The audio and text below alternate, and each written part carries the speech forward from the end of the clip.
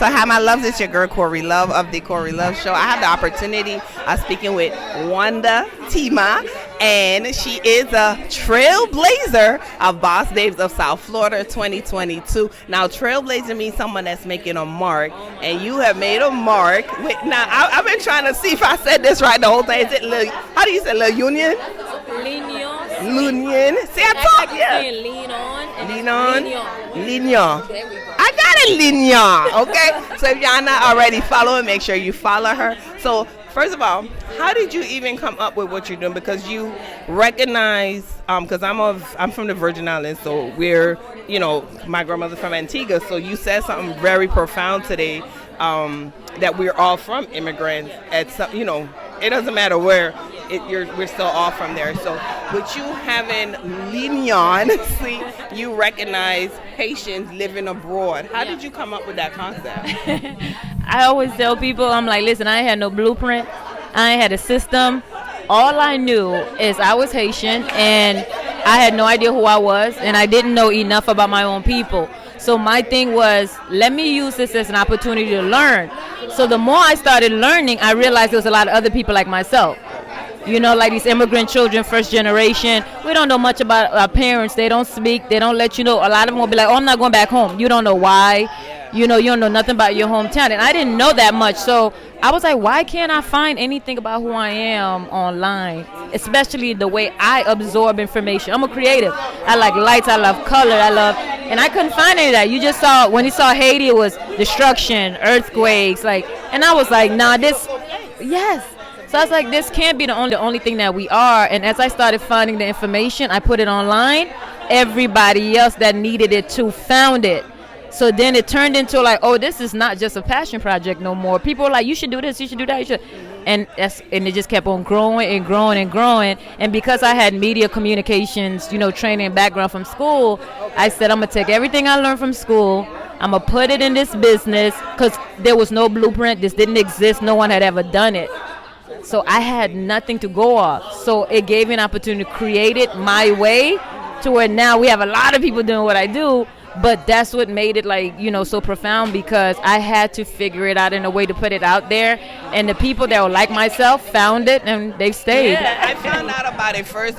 My daughter was a model. She was a pageant queen, and we went to Haitian Flag Day. Oh. This was in 2016. That's when I first found out about it. So I thought it was amazing. But I know that you also opened up a computer lab in Haiti. Is there anything else you plan to do there? I know you do a lot for here, but anything else you plan to do for there? The interesting thing is, I'm not ever not working in Haiti. I'm always working in Haiti. And the goal from once I figured out the bridge that needed to be connected from Haitians in Haiti and living abroad, I've never stepped foot out of Haiti.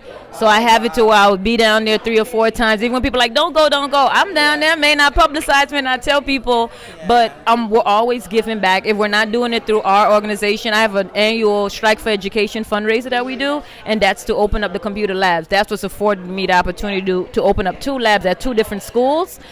But outside of that, I work with a lot of other organizations. So there's a lot of organizations doing amazing work, but people may not know. But I've had the opportunity to kind of sit down, talk to the people, see what they're doing, check the groundwork, make sure it's actually happening, where people's money is going. So when I can't do, we're still working with other people. So my foot is always in Haiti. And I love that you do that and you choose to work with others, because a lot of times, I think we had that conversation earlier, that sometimes people just want it to be about there, but collabing is really, really big. So I appreciate you for that. So how do you feel about being a trailblazer this year?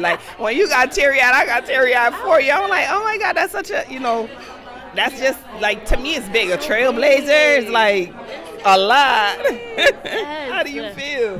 When I first got the email, I was like, what? Yeah. Okay, yes. And in South Florida, when you grow up and you're recognized at home, no matter what you do, home still got love and appreciation for you, and it meant absolutely everything for me. And I've had so many people congratulations, you're trailblazer. I'm like, wow, okay.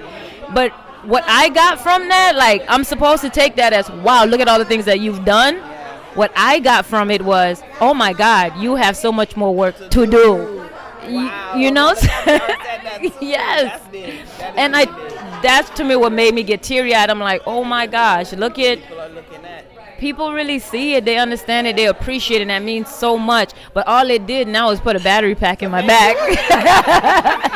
Yes, I appreciate you. I honor you, and congratulations again. And hopefully maybe one day I can work with you. Yes, listen, yes. No, I'm for real.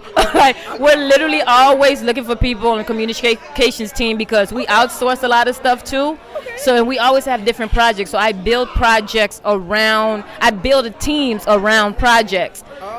So we outsource a lot. So we literally, like, we have something, you're in Miami, you'd like to come and cover. We make sure there's a budget, like we set it up. We have different people working everywhere. So yeah, that ain't just, let me just say that. Call us for real. Hey, listen, I'm going to call you for real.